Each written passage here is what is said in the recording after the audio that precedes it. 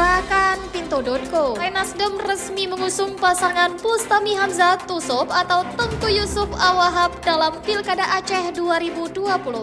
Hal itu ditandai dengan penyerahan dukungan di kantor DPP Partai Nasdem di Jakarta Minggu 25 Agustus 2024. Sekretaris Badan Pemenangan Pemilu DPP Partai Nasdem Willy Aditya mengatakan Bustami dan Tusop adalah dua tokoh Aceh yang luar biasa. Bukan partai Aceh yang ada di nasional ini.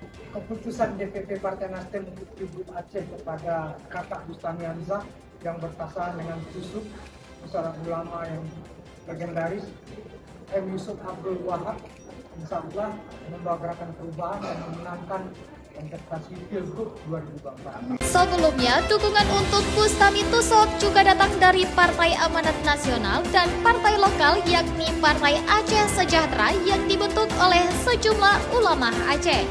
Mau tahu berita terupdate tentang Aceh? Baca berita selengkapnya di pinto.co.